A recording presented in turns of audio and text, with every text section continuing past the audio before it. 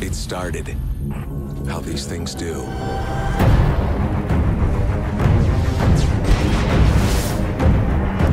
A hero taking a stand against evil.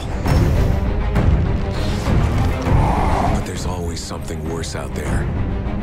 Something bigger, waiting in the darkness.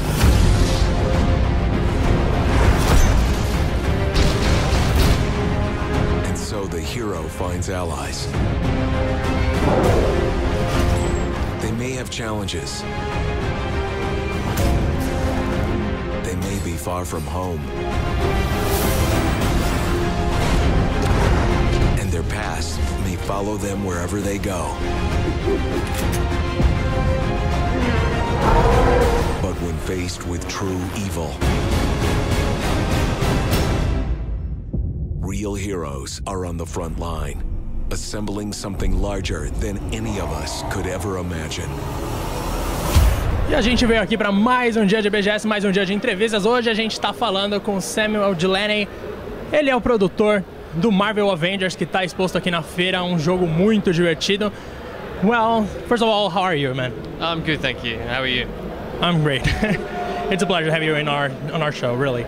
So, first of all, we have like a lot of characters in this game, and the name is Avengers, but well, we don't have only the Avengers. So, how is it like to play with such a big universe as Marvel's?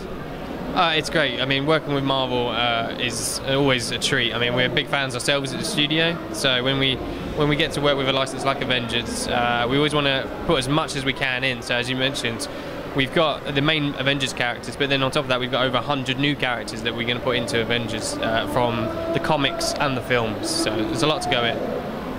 Yeah, and what about you have like numbers, like the exact number of characters, like playable characters, or you cannot say? I can't tell you at the moment. Oh, really, man?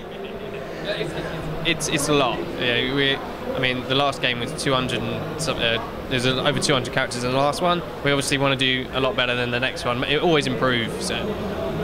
About the voices, yeah, like in the past few games from the LEGO universe, we had a lot of actual original voices. This time we're getting sounds from the movies. Why did you choose that?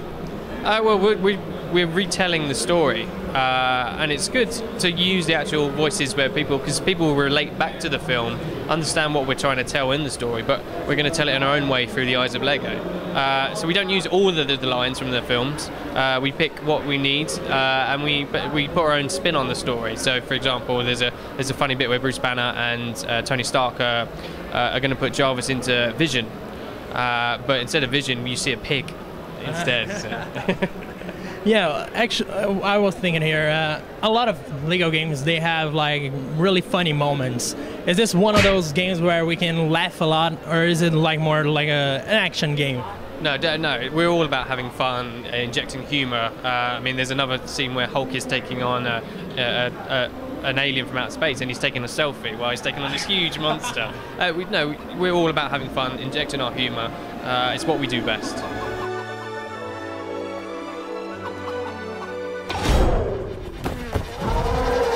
Well, we have also in the LEGO franchise, we have a lot of DC universe games. Like, how can you work with both companies, both like Marvel and DC? Is it easy?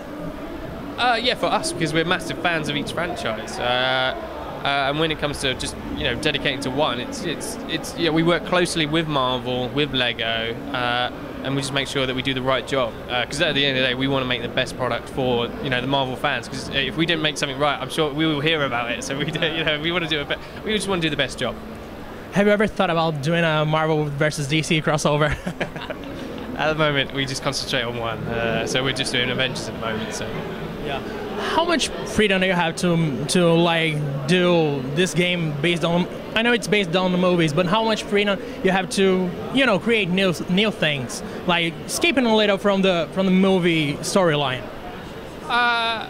For us, we stick to the story, but then we do have freedom to go like ingest our humor. Obviously, we work closely with Marvel in terms of making sure that we do stick to the story and we're accurate. But we do, as I say, we want to put our own spin on it in a way. So they allow us to do what do what we want within reason to make sure. And same with characters as well. We need to make sure that the characters look right, their abilities are right to their character. So you know, it's good. It's a good working process with Marvel. How involved was Marvel during the game development? Like, Marvel is really, it's always like looking to the game, giving you tips or saying what's better and what's worse. Are they this participative, I guess? Oh yeah, they're involved throughout the process. So when we first get the concept, you know, there's a lot of discussion on, you know, the characters we want to pick. So we draw a long list, and then we can send to Marvel, and they're like, yeah, but what about these characters? Because there's so many. The Marvel universe is massive. So making sure we have the, you know, they're involved throughout, and so that's when concept, from design, and then through to when we're finishing the game, you know, they're still involved because, you know, it's obviously a Marvel, working closely with Marvel. Do you have like characters which they were not in any movies, like Luke Cage, like Elektra, she had a movie, this kind of character? Yeah, we do. We went and looked in the comic book for Avengers. We got and they're not in the film. So we have a big catalogue of characters that you wouldn't have seen in the films of Avengers and Avengers: Age of Ultron. Now, a personal question: which is your favorite character in the game? Personally, I'm always a fan of big fig characters.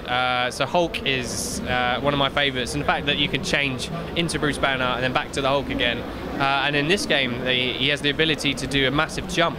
So you charge him up and he jumps, and then if you're in the hub, the New York Manhattan hub, he can jump tall buildings and he can climb buildings as well. So he's good. He's good.